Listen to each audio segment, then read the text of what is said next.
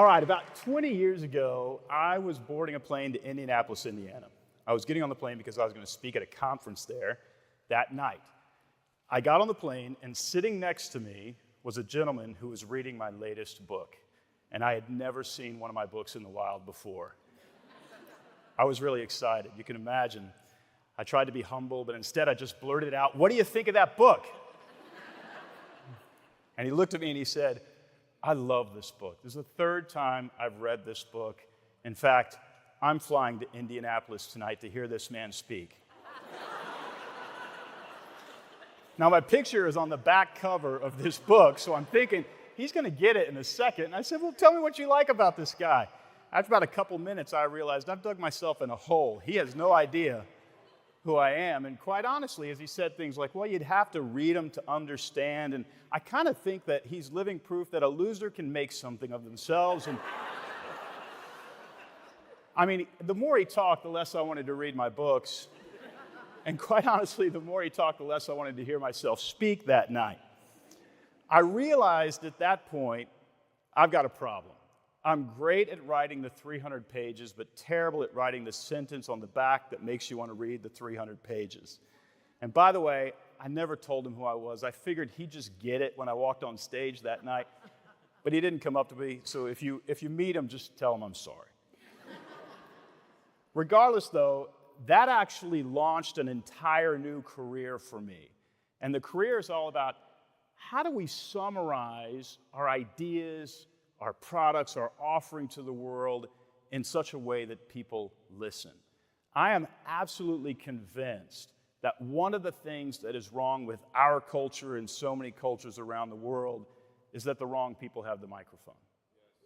Do you agree? I think the wrong people have the microphone because those who have the best ideas, those whose principles are the best, aren't really great at getting people interested in those ideas. And if we can fix that, if some of you can have the microphone, I think we'd be better off. Now, I spent years writing memoirs. These are stories about myself, and they did really, really well. When the publisher came to me and said, "We really want an 8th memoir," I realized that if you write your 8th memoir, you're actually a clinical narcissist. I'm just a regular narcissist. I'm not clinical. And so I thought, I want to do something different. I want to help other people tell their stories, and I want to tackle this problem. And the real problem is this: why do we listen to some people and ignore others? And why do we listen to people who just have nothing to offer us and ignore the ones who actually do? It's a serious problem. Now, in order to write those memoirs and all those books and sell those books, I had to learn a lot about story and story structure. Story is what makes you turn the page. It keeps you going. And so I thought, wait a second, story is a very powerful tool to get people to pay attention. In fact, some research indicates that up to 47% of the time, you are daydreaming. Or 47% of the time, you're just not paying attention to the actual thing that's happening right in front of you. Slightly more in the audience right now, but about 47% of the time in general. And the only tool that we have that can get a group of human beings to pay attention for 90 minutes or 2 hours or a whole weekend if you're binging something on Netflix is story. You don't daydream. You actually just pay attention the entire time. It is the most powerful tool known to man to compel a human being. And if we could get that power in the hands of the right people, maybe people would start paying attention to good solutions rather than drama and theater. Well, story to the rescue. So I began to do some research on how story works and how we could clarify our message using story and story structure. I wrote a book about that. That book also did really well. And suddenly I found myself in this consulting business helping people all over the world clarify their message. And it was a job I really loved. Nonprofits on human trafficking to foreign policy to selling plungers. And by the way, selling plungers is actually really fun. But we started to use story and story structure to invite people into a story and to help others clarify their message. Story has been proven to increase focus so that when you're engaged in a story, you're actually paying attention and you're not distracted. It also elevates empathy. When something happens to a character that you like, you feel like it's happening to you. And then the biggest challenge of all, it reduces self-referential thinking. I don't know about you guys, but I think about myself a lot, unless I'm watching a story, and then I'm wondering, what the hell is going to happen to Bambi now, and on, right? You reduce self-retrieval thinking. It's actually kind of a miraculous process of what happens in the human brain when you are engaged in a story. Now, I want to talk to you about a framework, and it's a formula. And so I got to tell you, if you're going to keep watching this talk, there's one caveat. I am going to ruin stories for you for the rest of your life. They are very formulaic. In fact, there are many scholars that say there are only 7 stories that ever get told in a movie theater. I agree with them. Christopher Booker actually says that. My wife hates going to movies with me because she knows at some point I'm going to elbow her and say, that guy dies in 31 minutes, and he does. However, with each idea that gets shared in a story in an order, you will understand more about how to clarify your message. You will also understand how to get your ideas across, how to sell more products, and how to get your kids to brush their teeth. Okay, that's my offer to you. We'll see about the third. That's a serious challenge.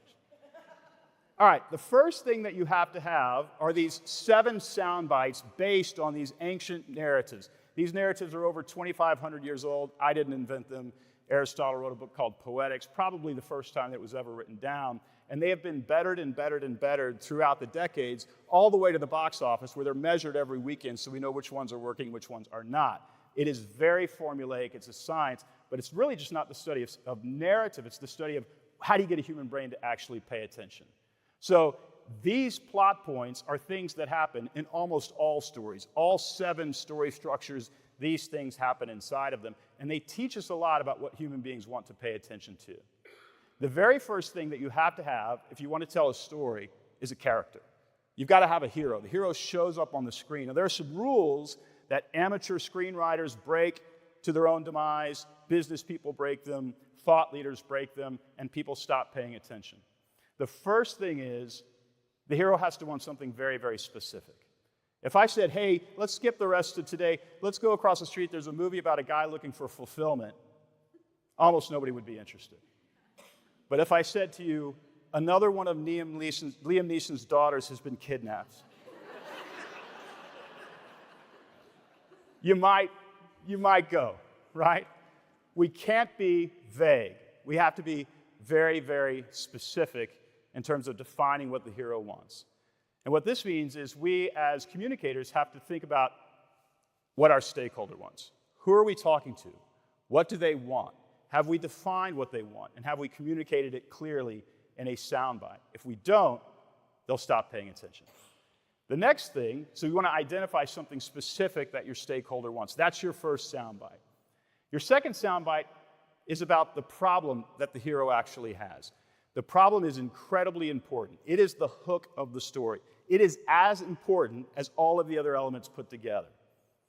If there's not a problem, there's no story.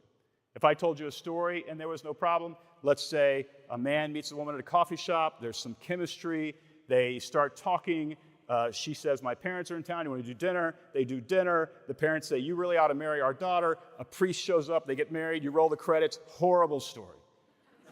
Why? No problem. The story is all about the problem. Until we have a problem, we don't have a story.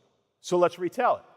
Man meets a woman at a coffee shop, they hit it off, there's some chemistry, everything is going really great. Suddenly she says, I can't be here, I can't have this conversation, this is very inappropriate, I'm getting out of here. She gets stuff in her briefcase, she leaves, now we've got a story. The story loop is open. How is the man going to get to the woman so they can fall in love? He gets a call, let's make this worse. He gets a call from his mother, and his mother says, your brother's in town, wants to have dinner, has an important announcement. Our hero says, my brother's a jerk, I hate my brother, I never want to see my brother again. He's a con artist. Please come. Give him another chance. He goes to the dinner. The brother says, good to see you guys, have an announcement. I'm engaged. And the woman from the coffee shop walks in. That's a hell of a story. Somebody steal that. The problem is the hook. So what does this mean in terms of engaging people about our ideas? It means we need to talk a lot about their problems, not ours, their problems. When we talk about their problems, they engage. A story loop opens. They want to know more. In fact, to my commercial clients, I say talk 75% about your customers' problems and 25% about your products, and you'll sell a lot more products. It's the hook. It's one of the reasons that all media and news outlets, it's just bad news, bad news, bad news. Good news doesn't sell. Politicians, it's always bad news, bad news. It's nauseating, but good news doesn't sell. Nobody's going to run for president going, things are really good, but they could be slightly better. Negativity sadly sells. So we have to engage with our clients, find out what our stakeholders' problems are, and talk about those. Now, most interestingly, the story isn't over here. We actually have to define the stakeholders' problem and then enter into their story where we play the role of guide. Guide would be somebody like Luke Skywalker is the hero, Yoda is the guide. Gandalf is the guide for the guys trying to destroy the ring. Mary Poppins is the guide in the movie Mary Poppins. It's actually the father who is the hero of the story. The guide shows up in the story to help the hero win the day. Nancy Duarte rightly says when you're giving a presentation, make the audience the hero of the story. And we want to position ourselves as the guide. Now, many different scholars call the guide a wizard, a mentor, but I just think of them as the guide. You don't want to position yourself as the hero in the story really for two reasons. The first is the hero is weak. They're the second weakest character in the story. They are ill-equipped, they are afraid, they are unwilling to take action, and they are in desperate need of help. Why would you ever want to position yourself as the hero in the story? Not only that, but if you position yourself as the hero in the story, you remove yourself from your stakeholder story. If I'm in a story playing the hero, and you're in a story playing the hero, we are in separate stories. And so while I wish you the best, we're probably not going to do business together. The stakes on this are incredibly high, and your audience can intuit whether or not you are the hero or they are the hero. The guide is the one who has conquered the hero's dilemma and is able to help them win the day. And that's what people are looking for. Nobody's looking for a hero, they're looking for somebody who is a guide. So, position yourself as the guide in your stakeholder story. That's the third soundbite. The fourth soundbite is a plan. Now that we've identified what our customer, our hero wants, we've identified their problem, we've positioned ourselves as the guide, we need to build a bridge from their problem to our solution, because right now our stakeholder is dealing with cognitive dissonance. They like what we're talking about, but they aren't sure how it's going to work out for them. So a simple three-step plan, 1, we're going to do this, 2, we're going to do this, 3, we're going to solve the problem, builds that cognitive bridge. It's not enough for Luke to go destroy the Death Star. He has to fly into the little trench in the Death Star, and then he has to shoot his laser into the exhaust valve. I'm sorry, it's not a laser, it's a proton torpedo, because I got a letter once. I sent him a book, how to date. Solve the first problem first. And then he's got to destroy the Death Star. There's always like these three-step plans in movies that the hero has to do. That's because we like really simple steps, and if we give people some simple steps they can take to solve their problem, they tend to engage our message. And so, building a bridge from the stakeholder's problem to the solution you are proposing is key if we want people to hear us out and take action. Next, we actually have to challenge them to take action. We have to say very clearly, here is what I want you to do based on the information that I gave you. And we tend to be very passive-aggressive rather than saying, will you do this? And when we're passive-aggressive and elusive, people just don't take action. I study websites almost for a living, and I look at people's messages, and I always read these messages that just say something like, learn more. Learn more. Ladies, if I went up to you at a cocktail party and I said, learn more, are you remotely... I think you've probably learned everything that you need to learn. No, it's buy now, it's vote for me, it's sign the petition. Make it very, very clear what you want people to do. In fact, I was illustrating this here in Nashville at a business conference. I had 250 people and business owners in the room, and I said, hey, I want to give you the best advice you'll ever get as a business owner, but I'm going to give it to you outside. And I just walked out. And 250 people said, I think we're supposed to follow him, and so they walked out. Had my team put a little soapbox there, I had a bullhorn, and I said, okay, here's what I wanted to say. People will go where you tell them to go. And then we went back inside. We have to be crystal clear because, as one of my mentors said, do not put people in the mind-reading business. What do you want us to do? And many of you have ideas, have products, have important missions that you're a part of, but you're not telling people what to do. You're saying things like, look, if you ever want to know more, call me, right? It's not clear enough. Our calls to action have to be clear. At this point, our stakeholders are going to engage. But let's make it even better. Let's really make the message even more enticing. The story has to have stakes. Something has to be won or lost based on whether or not people actually take action. There has to be a soundbite that defines the success that they can have, and there has to be a soundbite that defines the failure that will happen if they do not engage our ideas. Without stakes, there is no story. If our hero, if Liam Neeson is flying across the Atlantic and he gets a call, and the call says, hey, your daughter was kidnapped, but it was a college prank. She's actually fine. She's here, and she's hoping that you brought your credit card because she'd like to do some shopping in the West End, and she wants to talk about where she's going to go to graduate school. And then it's 60 minutes of Liam Neeson and his daughter shopping, and every dress she tries on is half price, and she's clearly going to Dartmouth. We have lost this plot. The reason is we remove the stakes.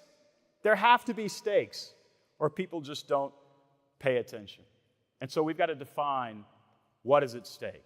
Give your stakeholder a vision of a better future, a climactic scene that they can head toward. And then always, even though it's sometimes uncomfortable, warn them about the consequences of not taking action on what you want them to take action on. These 7 sound bites are proven, 2,500 years of best practices in storytelling to get an audience's attention. And often, sometimes we'll have a candidate that we are for over to the house, invite some friends over, and as they speak, I can pretty much predict whether they're going to win or lose. It doesn't matter how much money they have. What matters is their message. And they are telling their story rather than inviting stakeholders into a story. And it will never work. It will never work. Because people are wired to survive, and they want to know how you can help them survive. Never position yourself as the hero in the story.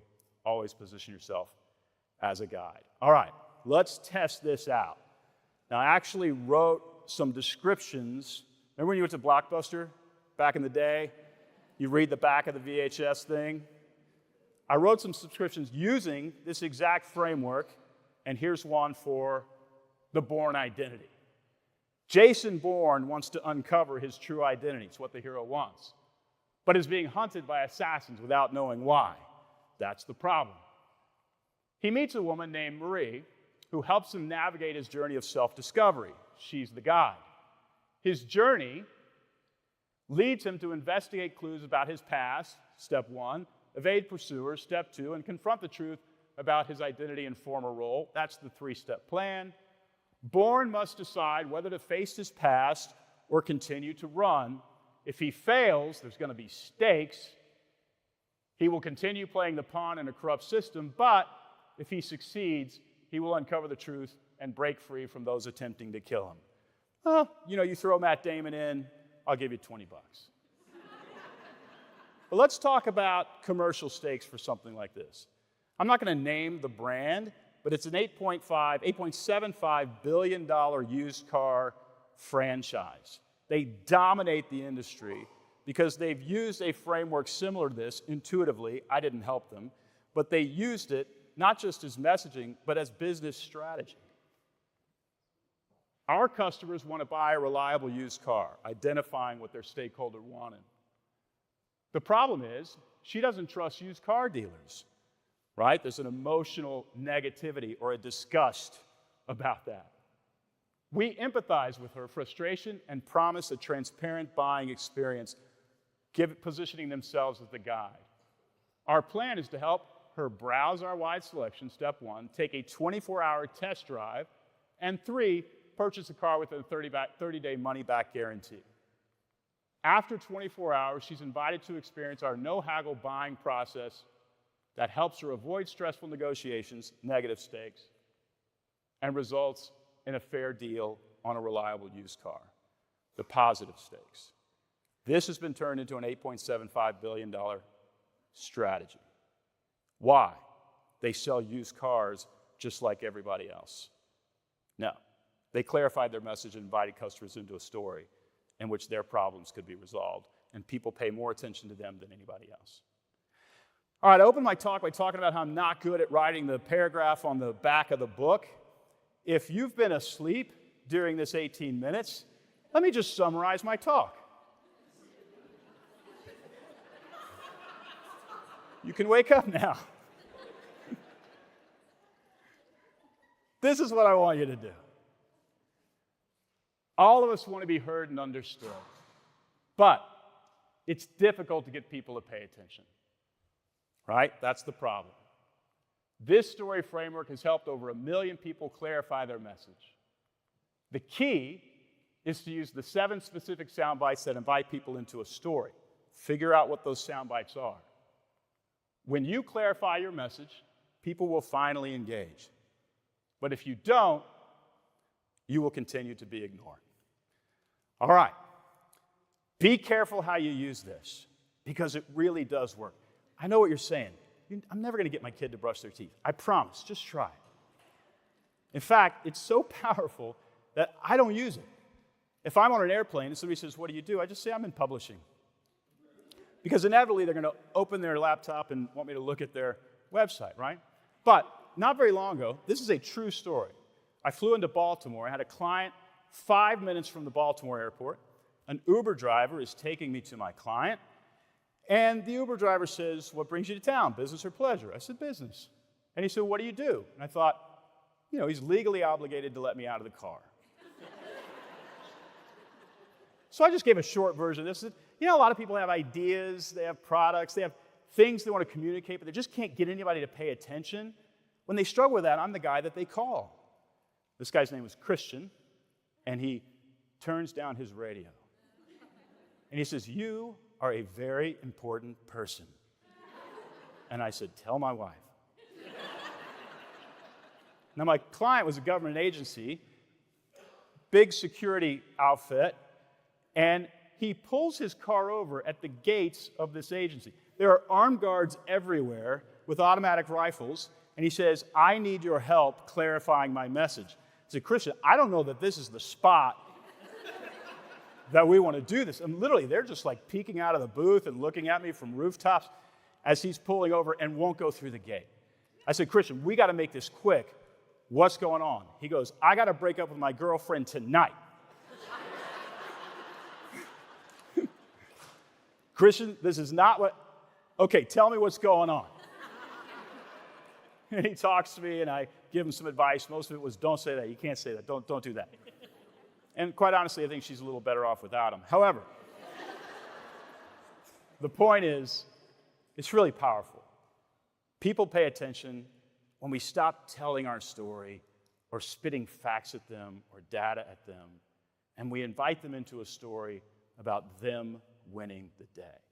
In fact, our life and my life has become so much more meaningful when I stopped telling my own story and tried to start helping other people tell theirs so they could be heard and understood. And your life can be more meaningful too. Play the guide, not the hero. Help other people win.